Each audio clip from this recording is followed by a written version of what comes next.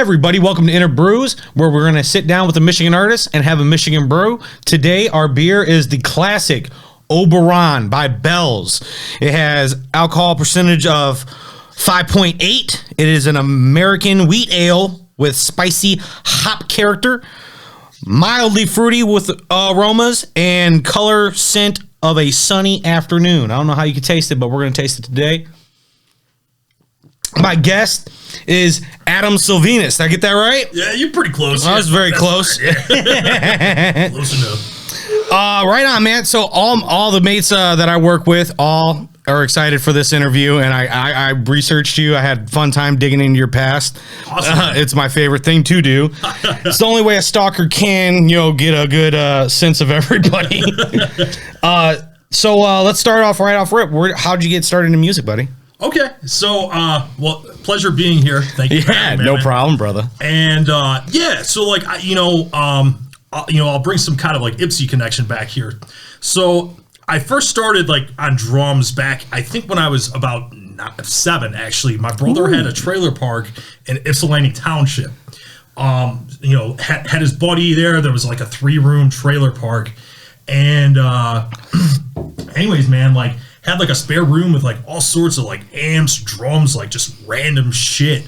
And like, as a 7-year-old kid, you just want to like bang on shit and like just be wild. So like, my oldest brother, Eric, God rest his soul, just was like, fucking go wild, do what you do. And that was my first inkling that like I wanted to do music and like, perform drums. So drums were the first kick off, right? Yeah, absolutely. Yep. So is it safe to say that your brother Eric, right? Yes. He's the one who inspired you to start playing? Absolutely. 100%. That's awesome. Did he ever show you any songs or anything like that? As far as, because he was a guitarist. And actually, right on. Long story short, he ran his own record label, like fucking, we were actually in a band with him too. And yeah, man, I mean, like, I don't know if he necessarily like showed me like any sort of beat or I mean like he could have just been like fucking like AC/DC Highway to Hell, just like the basic like fucking right on 4 like 1 on the bass drum, 2 on the snare, type of deal, but like nothing like too like complex, you know what I mean, just like caveman primitive shit. Right on. What was your first project you get into? It was actually a band with him. It started off as the Liver Noise.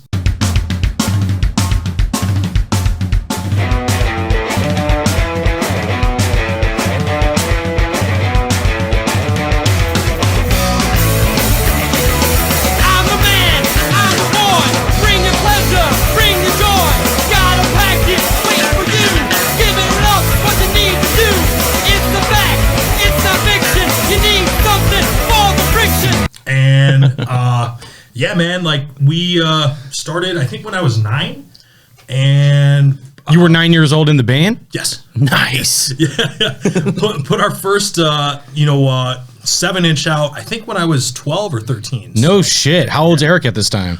He must have been in his mid-30s, I want to say. There was about, like, I think a 16-year age gap, so, I mean, he could have fucking been my dad. You know what I mean? So, yeah, dude. Were you guys playing shows at 9 years old? No, actually, funny thing is, Liver Noise never played a show. No? No, we just fucking, like, went to the studio, like, cranked out some jams and, like, fucking released them on 45s, so. No shit. Yep. That's fucking awesome, man. Yeah. 9 years old, already on tracks. That's great.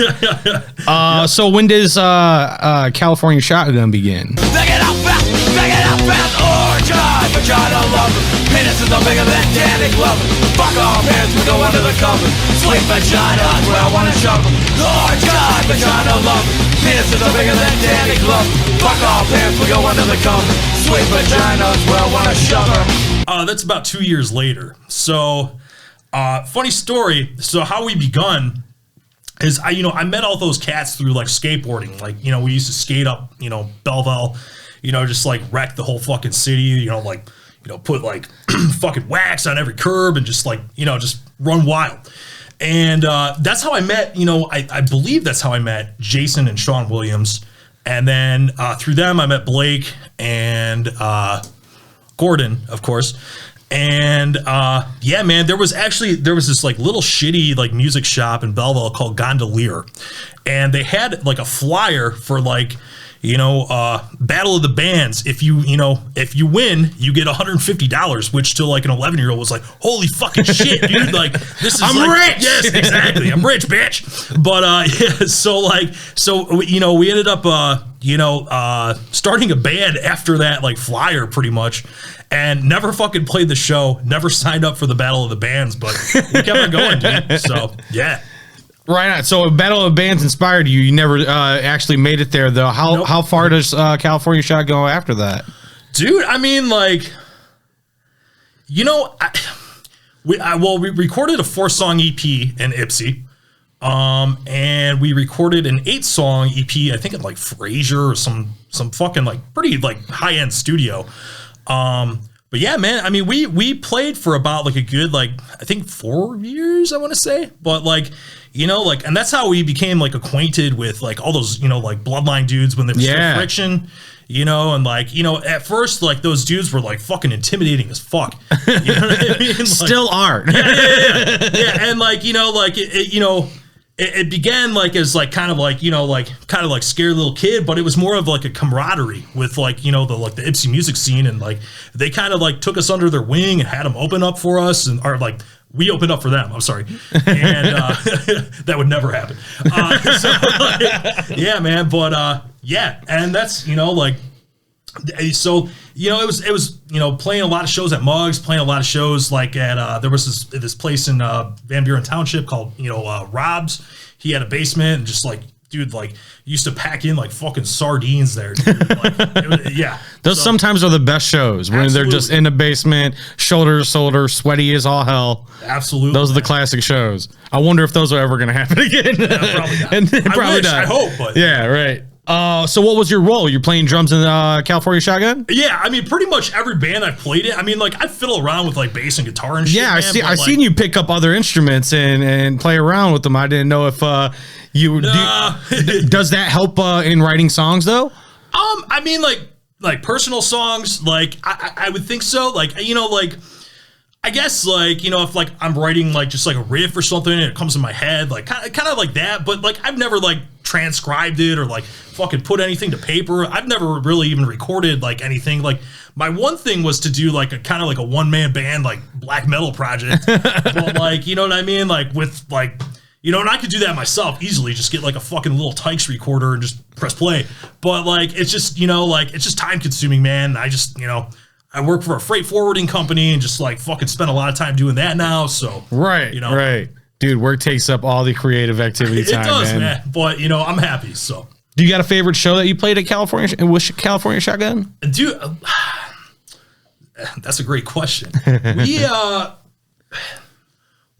Okay, so like, anyways, I want to say it was like part of the Belleville youth group, and we arranged to rent out the Belleville. It's not the VFW hall, but it was like something similar to where the fucking Belleville the fair is like every year. Not Strawberry Fest, but the one kind of by the old Farmer Jack.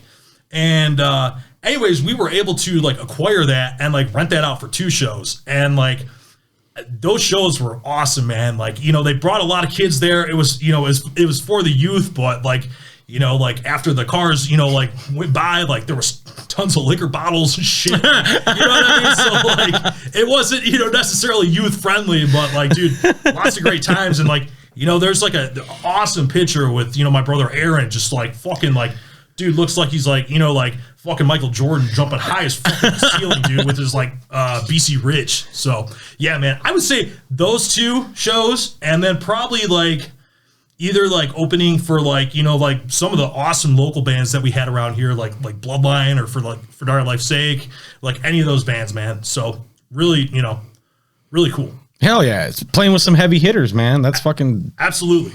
And do you have a favorite song? You got to remember one of the favorite songs that you guys played? Well, my mom's probably going to watch this, but one of my favorite songs was Orange Guy Vagina Lovers. And then we also had Butt Sex Equals Safe Sex. So we were more of like a fucking parody, dude. I mean, like, by the time we ended, dude, I mean, I guarantee nobody was listening to fucking Taproot or whatever the fuck. You know what I mean? So like, you know, it was kind of like just like in of itself, kind of a parody, man. But like at the end of the day, we always had a great time, and like, you know, there was no like hostility between any bandmates. I mean, like, you know, we all still remain in contact, and like shit, like I'm still in a band with one of them. So like, you know. That's fucking sick. Yeah. That's fucking that's how it's supposed to be, man. Absolutely. Do you feel like your band drew from any other bands inspired by them or anything like that?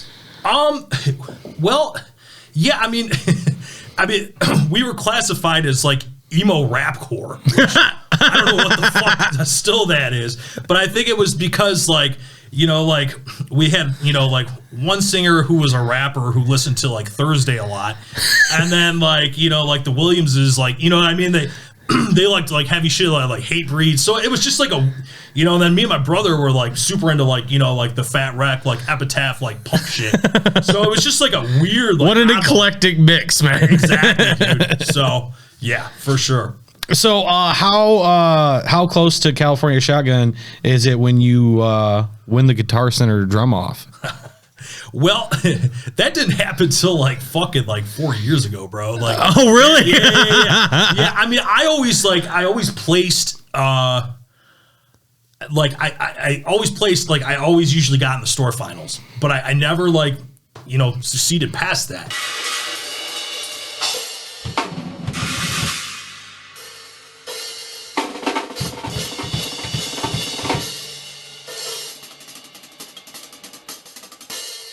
So you've done this a couple times, it sounds like. Yeah. Just to win free shit. Hell yeah. How many have you won? I won, I got to the state finals, I think in 2015, 14. And yeah, like, I mean, like you would all, you know, it was cool, man. Like, and you know, like you learn like a lot of shit. You have like a camaraderie with all the drummers, and like, you know, like it's, you know, because no matter how good you are, there's always going to be somebody a million times fucking better than you. And you got, you know, kind of, you know, knocks you down a peg, and just like, you know, like it's good to see like, you know, like all the eclectic like mixes of like people that come in for this drum off, and like, you know, like show their styles, and like, you know, whether it's like, you know, some Latin dude playing like fucking like Santana shit. Oh, right on. You know yeah. what I mean? So like you learn a lot, you know, for sure, like doing that. And also like too, like, you know, like you know, it doesn't you know, hurt to have like another shirt or like a symbol in like your fucking like, you know, your wardrobe or your fucking drum sets. So like that was cool. But yeah, when I won the store finals, like I got like a shit ton of stuff, man. Oh, so, fuck yeah. Yeah. So that was kind of cool. But how does the drum competition work? Do you come in with like a riff? And then you go like riff for riff with another person? No, or? so it's actually that's the weird thing. It's not actually like drum off per se. It's like one person goes like for I think of like a set like 3 minutes. Okay. And then the next drummer would go, and then, you know, so on and so forth. That's fucking sick, man. Oh, thank you. That's awesome, man. What an achievement. Yeah, I mean, you know, it was pretty cool, man. Got to meet like a lot of cool cats. Like my boy, actually, Chris Brooks. He ended up fucking playing in P. Diddy's band, dude. Like, really? Yeah, dude. Fucking nuts. I mean, get like, the fuck out of here. I mean, we still like kind of text back and forth a little bit, but yeah. Yep. That's fucking gnarly. Yeah. So California Shotgun, when you guys end there, does Anaphora come after that?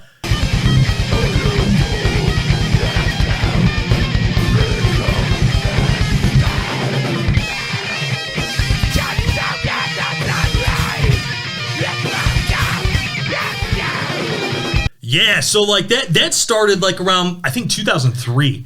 And the funny thing is, we actually started out as like a fucking ska band. Really? Oh man, that's fucking great, boys, dude. No, like so it was me and Garrett Akins, and we had our boy Jimmy DeLine. Shout out Jimmy, shout out Garrett. And we were playing ska and just like smoking weed and like fucking like, you know, just being dumb fucking like teenagers. And then like, you know, like ska, I you know, and not to like downplay like the importance of like the third wave of ska and like everything, like I still like, you know, occasionally like jam like Boss Tones and like fucking like, you know, slapstick and shit, but like dude, like I don't know, it's just it's kind of one of those like embarrassing, like, you know, like cringy, like, you know, like, shit. Like, we all as artists have cringy moments, mate.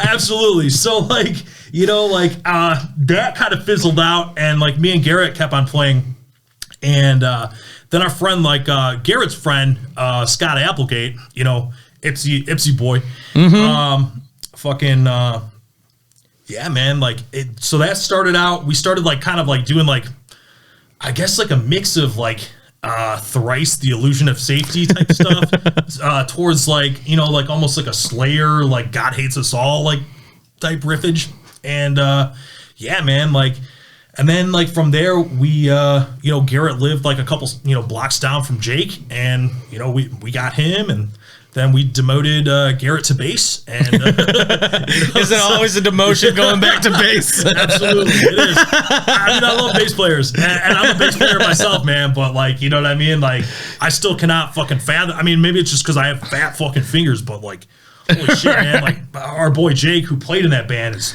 insane, and like, you know, Scott, like his rhythm is impeccable. Like, so like, it's just, yeah, bass players are, I think, for like, I don't know, maybe fatter people. I don't know. It is a trend. It is a trend. I mean, the Thursday guy's fat, like the fucking, you know what I mean? Like, that's 100% true. Yeah. Was there any challenges switching from, you know, California Shotgun that had that eclectic style, then moving to Anaphora, which sounds like it had a very different style? Oh, absolutely, man. I mean, like, I definitely, you know, once that band started, I definitely like did research as far as like, you know, like diving into like different like jazz records, and not to sound like pretentious or anything like that, but like it was more like less like, you know, become acquainted with these people, you know, the greats like Tony Williams, you know, Buddy Rich, like, you know, like study what they do. And then like from there, like, you know, like Anaphora kind of like it started off with like passion for like you know, the first Between the Buried and Me album, which I still think like holds a fucking torch. Like it's still great. Right on. And the Misery Signals first album, For Dire Life's Sake, Thrice again. And yeah, man, I mean, like, it was just kind of like our love for like all that, like, not, I mean, metalcore, I don't know, like metalcore shit, you know, but what about the difference in projects? Like, did you take anything from California Shotgun and bring that to Anaphora? You know, like, I think like if there's one thing like, you know, playing with all those bands taught me is that like, you know, like there's always going to be like I said, like earlier, like kind of emphasize, like there's always going to be somebody better than you. And I remember just like, you know, being at Mugs, like watching like either like fucking Ryan Hampton or like, you know, Carter, and just like, what the fuck are they doing, man? Like, you know, like it was insane to me. Like as a little kid, dude, like seeing Carter, like, right, super like, intimidating. Like, you know what I mean? Like now it's, you know, like it's still like fucking mind blowing that he was like, it was like Tommy Lee on fucking coke. You know what I mean? Like, dude, like, you know, doing the thrash beat and fucking like, you know, spinning the sticks at the same time, like fucking nuts. What about favorite song with Anaphora? You know, we shit, I would probably say like Water in a Wine Glass.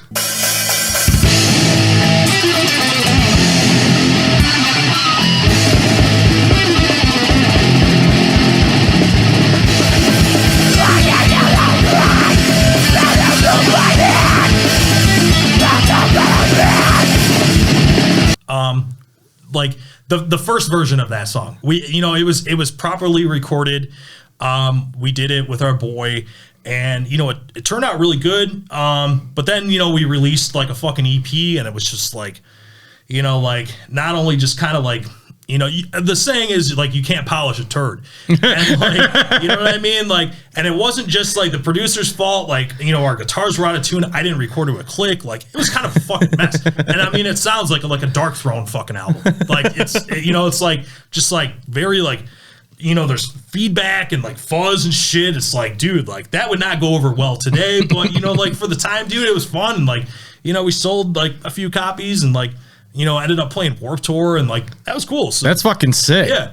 Do you remember your first show as Anaphora and how it went? Yeah. Actually, we played at our guitarist. Well, he was our bassist at the time, but Jake, he had a birthday bash, and like we had us and the Symptoms open up. And I want to say like Gary Nola was in that band from the Parker projection.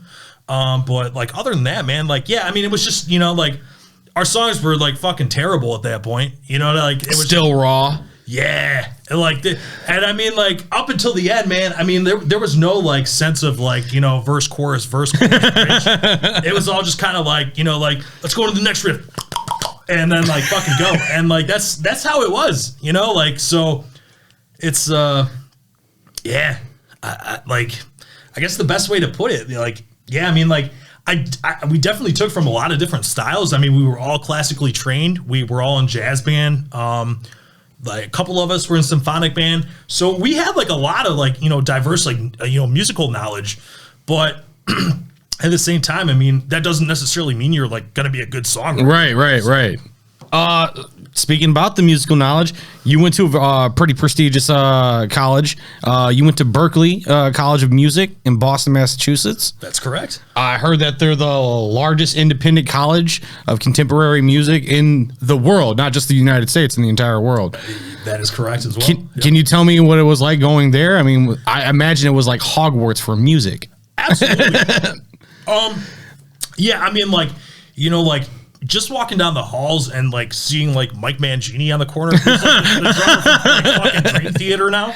I mean, it's pretty insane to look back at. Like, one of my teachers actually just passed away, who I took jazz lessons from. His name was Ralph Peterson. Like, yeah, I saw that. And yeah, man. I mean, like I said in my post, like, sometimes like dude wouldn't show up, wouldn't text you like if he was gonna make it to class, and like, like fucking like just ragged on you. And like now looking back, it's like, it kind of made sense, man. Like, you needed to be knocked down a peg and like put in your place, because like I was some like, cocky little fucking like 18-year-old kid coming to Boston, thought, like I knew everything, and then like realized like, dude, you're like a fucking fish in the pond, dude. Like, big pond. I was about to say that the alumni that came from that fucking school is insane. Yes. You got Quincy Jones, Steve Vai, Melissa Etheridge, fucking Charlie Puth, John Mayer.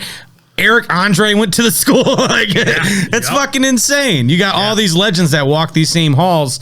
That had to be overwhelming at times. It was, man. But I will say, it was more of, like I did learn quite a bit there. I mean, tuition was fucking insane. I can only imagine. Rent was insane. Like I had like a studio, like a 1-bed studio apartment, and this thing, like I had to walk across the hallway to get to the bathroom. It was my own private bathroom, and like, dude, it was still like $1,200 a month, like fucking insane, dude. And so like there were like things about like Boston I liked, and there were things that I didn't like, and like, like at the time, like when I came back from Boston, I was like, fuck that place. Like, I learned more from YouTube than like, like any of the teachers taught me, and just like trying to be all big and bad. But like, well, when push comes to shove, man, like I did learn a lot there, and I learned not to be like a cocky fucking asshole like I was before. Yeah, it humbled you, if you will. Yeah, absolutely. Right the fuck on. Do you remember any of your curriculars? Like, what was some of the classes you took? I mean, so music theory and shit like that. Yeah, like ear training. Music theory. A lot of drum classes with like a lot of, I mean, insane people. I mean, like one of the kids. I mean, like the one kid that plays like drums and Animals as Leaders was in like one of my fucking classes. No shit. Like, yeah, dude. Like it's kind of crazy to like look Get back. Get the fuck out of here. Yeah. That is completely insane. I mean, when I was reading about the school, that's the first thing that thought I was all like, my man was walking around like Harry Potter in there smacking drums at fucking Hogwarts, dude. That was the sickness. I didn't even know of the school at the time when I was starting to look you up. It was fucking insane, man. I was like, this is the first person I've met really that I've gone to like a university of that caliber. So it was really interesting to read about. Absolutely. But I do want to mention something though. And maybe, I don't mean this to sound crass, but like, going to music school is kind of like getting your fucking like English degree. It doesn't necessarily mean like things are gonna work out for you. I mean, sure, like I've had missed opportunities and like fucking, but like at the end of the day, man, like, stay true to yourself, like, and like don't think you need to go to like any sort of like curricular school like shit that's gonna make you any better, because honestly, dude, just practicing your craft is gonna make you better. Right. What was the old saying? How do you get to Carnegie Hall? Practice. All right. Practice. So shortly after college, did you start Anaphora, or was that beforehand? That was beforehand. So when does We Will Rock, the legendary We Will Rock, come in the mix? Yeah, well, so that started like I want to say like 2009, 2008. I was about to say it had to be around that time. Yeah, because I had just I had just gotten out of a band with all my boys. We were called the Hard Promises. Like played like a kind of like a Bouncing Souls, like social distortion type punk. Dirty jeans rolling our bands, punk rock blasting through speakers. When I'm always in a going nowhere band. Walls bulging on the TV, take music a little more seriously. I sacrifice just about everything in my life. Really? Yeah, went on like a weekend tour here and there. Stayed at like this fucking house with like fleas and like bed bugs and shit. Like, dude, like nasty shit. Oh, right. Yeah. So like, I definitely like learned a lot. And like, once I had a kid, I was like, dude, I don't want to fucking like stay in punk houses anymore. You know what I mean? Like, I'm too old for that shit. Like I like my showers daily, and yeah, like I'm tired of getting like flea bites. So yeah. So 2009. It's 2009 till current. You guys have been together for a pretty penny. It's been a good gust of wind. Yeah, but see, the thing about that though is, there's been like lots of hiatuses, lots of like members to kind of leave, and like, I don't know. I mean, we've been in the studio like 3 or 4 times, man, and like nothing ever panned out, and like I'm really happy that like this time, we got like a really solid lineup, and like like the songs speak for themselves, and right. Like, I'm really proud of like how it turned out, for sure. Yeah, hearing your guys' early stuff, you could definitely tell the maturity and everything, the fine tuning aspect of everything has really come together. I mean, that the single came out, I was like, God damn. Oh, it took me back. I remember you guys playing shows that I went to, and like the sound of your guys' band is very unique. Oh, like, thank you. Yeah, Thank you. I dig it in a big bad way. What was it like writing this new album? Oh, not an album, EP. The EP, yeah, right. Yep. Just 3 songs. Don't get your hopes up.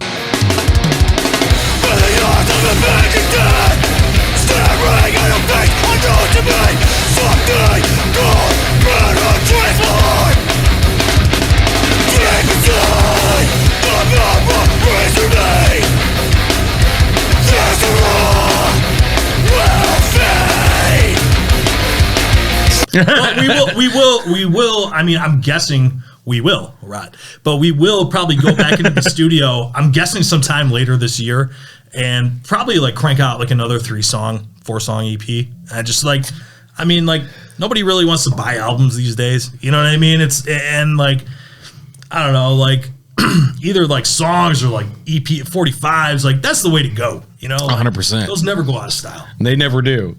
Vinyl's coming in a big bad way. It's coming back. Absolutely. What did it take to master life support? You mean like mastering? Like getting it finalized. Okay. What was the process of like writing the song and then fine tuning it? Like, does the process go? You write it, then you cut and you add, or is it just like? So Sean pretty much, like writes, like it's not like Guitar Pro, but it's something similar, I think, to where like, he has like, this like fucking huge bank of riffs, like, and actually what's crazy, that song was going to be, me and Sean were supposed to do like a project with Allie from Bloodline Calligraphy. Oh, really? Yeah. And like, I don't know, like shit might have fell through. I don't know exactly, but we had like about 3 songs and we were going to start doing it, something with her. And, for whatever reason, I mean, like, I know she's got like her daughter's like a Hollywood star now, so it's like it's crazy. Like, but yeah, man. So like, just kind of recycled like some of that riffage from that song, and like made it our own, and like sped up some parts, and like because the original song was like kind of like slow, like like just like fucking like grungy, like heavy doomy, and like just added my twist on it, and like fucking sped it up a notch or two or three or four, and yeah, man. So have you guys played shows with the new ensemble of crew? Yeah, actually, we played 2 shows, and then COVID kind of hit.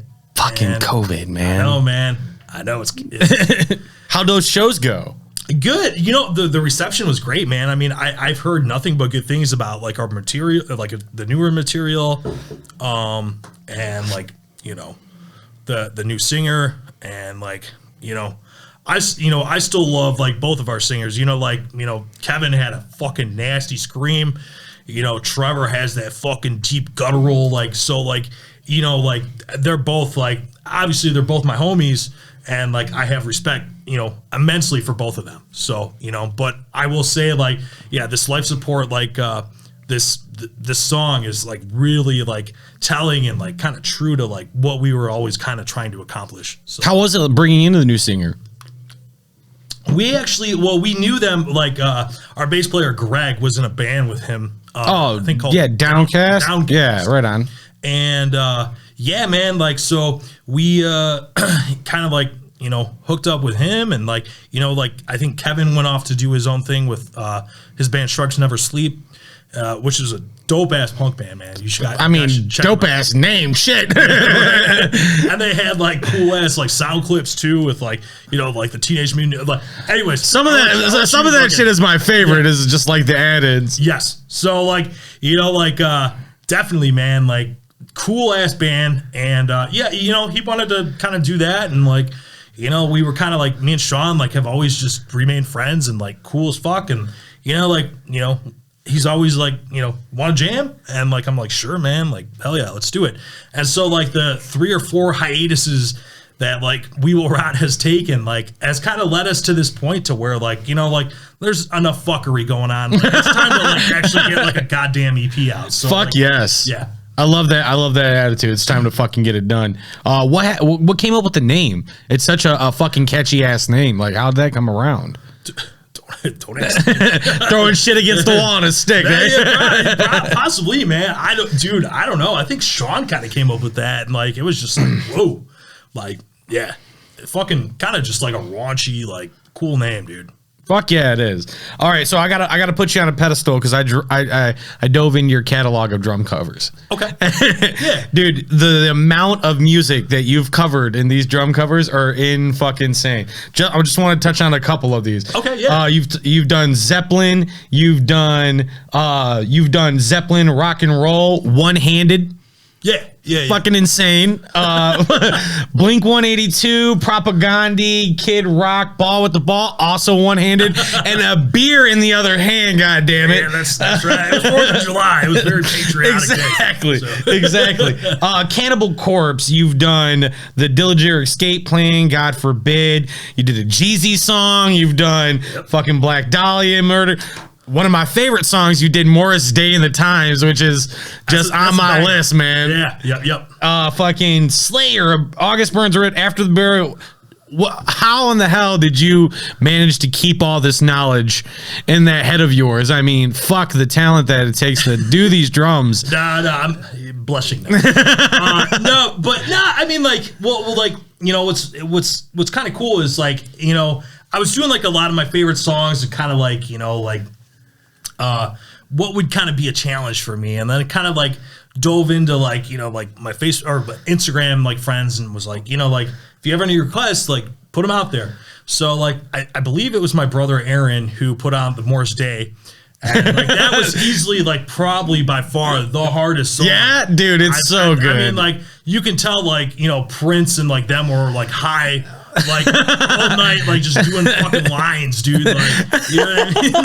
Like, and just like trying to like just fuck with the drum machine, and like, yeah, man. So, yeah, I mean, like, so that was definitely like a tricky one. Like, Funny thing about Black Dahlia though is so my brother Aaron, he was in a band called Enthra. Shout out to all those dudes in Ann Arbor back in like 2006, probably 2005, 2006. We used to play shows at like Metal Frat with them. Anyways, their bass player Dave Clock was boys with Dave Locke, who used to play bass in Black Dahlia. Oh, and shit. I believe once Zach Gibson left, they were looking for a drummer. And Dave Clock's like, dude, I'll put in the good word for you. Like, if you want to audition, like, I was like, and I was thinking about it. I was like, yeah, sure, I'll do it. And then Dave's like, on the side, like, hey, they practice to a click. I was like, fuck. So, yeah, out the door. So, lots of missed opportunities, but you know what? I'm happy where I'm at, so. I mean, dude, you did this thing, which I think is hilarious, because I always listen to like show tune songs and I always think, what was that song sound like if it was metal? Like if you did the McDonald's jingle in a metal scream, what would that sound like? And then here comes along the unnecessary blast beats in songs, dude. Every time I saw one, I cried laughing. You did Full House, Mama's Family, and Benny Hill, which, oh my God, they were outrageous. If you have not seen those, you got to go on this man's Instagram and see those bad boys. They're also on his Facebook. Dude, what goes into like finding the place to put that blast beat? Like, I mean, you could pretty much put it anywhere. Like, it just like it's those tunes were like so unnecessary, and like I think because I'm part of this Metal Drum Nerds Facebook group. Shout out. And man, like somebody posted like a video of like unnecessary blast beats to like fucking Rihanna or something. I was like, fuck that, dude. Like, we can do it like way better. Where's the nostalgia? Exactly. So like, I was like, I'm gonna take it up a notch. Like, do some like black metal Mama's Family. You know what I mean? So like, dude, you gotta do some dark metal Scooby Doo. You gotta get that in there. That'd be sick, true, man. Yup. Man. Dude, it's been a fucking blast talking to you. I love this shit. Absolutely, man. Same here. Usually we close these out with the sex, drugs, and rock and roll question. Okay. You can either tell us about your first sexual experience. Nobody wants to hear about you can talk about your worst drug experience. I'll talk about that. All right. Or you could talk about your most rock star moment, but I'm down with hearing the story, buddy. I'll talk about two of those. Nobody, shit, like, I don't want to hear about nobody's dick. Nobody wants to hear about mine. Like, fuck that. So, like, worst drug experience. So this dude, Jim, who used to buy, like, like all of us booze, but always, like, fuck up the order. So, like, we would ask for, like, get us these 40s of, like Schlitz Bull Ice or whatever, and then he would come out with like Mississippi Mud or just like, what the fuck, like, dude, like, get your shit. So, anyways, one time, like, me and my friend, like, we got some weed from him, and like, turns out the shit was laced with PCP. And dude, so like, that's a whole different high. Yeah. So like, I just remember like, I was not driving, driving home, but it was like fucking like, like Rainbow Road, but in like slow motion. You know what I mean? Like, just like the fucking sun or moon was like smiling and just like, but it was really dark. So anyways, like that was probably like the worst drug experience. Cause like, I came home like, aviator still on my face. Like, mom caught me. She was like, I know you're smoking weed. And I was like, well, if you only knew what it was laced with. But that was unintentional. That I did not I just thought it was straight weed. So like, to my, like after the first hit, it was like PCP. PCP. What about most rockstar moment? Were you gonna shed a light on that? Yeah. So back in 2015, I got to fill in for We Are the Union's drummer, bigger like ska punk band around the area, and I think they were going like in a process of like kind of like looking or like recruiting like new drummers or whatever, and ended up like opening 2 shows for Less Than Jake. And anyways, like, dude, like, I mean, like, all the dudes like just were like, fucking man, like, you shred, like, keep on doing it. Like, between that and like Propaganda, like, like say, like posting on like my Instagram, like, awesome, like, you fucking killed it, like, like stuff like that. it's, like, I think at the end of the day, man, like, I probably, and not to sound like conceited or like fucking cocky or like pretentious, but like, you know what I mean? Like sometimes there's like things that make you feel good, and like actually like hearing them from like band members of like, like bands that you like fucking idolize as kids. Right. You know what I mean? Like it goes deeper than that. Oh, fuck you know yeah. what I mean? So that's, at the end of the day, I really think that those are like definitely like two solidified like rock star moments. And fuck, yes it is. So. Well, dude, I thank you for coming. Dude, everybody, thank you for watching. Thank you. Buddy, tell everybody what you'll be doing in the future here. So, you can go on Spotify. We're on iTunes. Like Greg said, help us put, life support on the top 10 2004 soul playlist. And, yeah, man, so, like, we're putting out an EP being pressed at the moment, so it should be here probably in the next month or two. So, all right, everybody, thank y'all for watching. Y'all be easy now here. Be easy.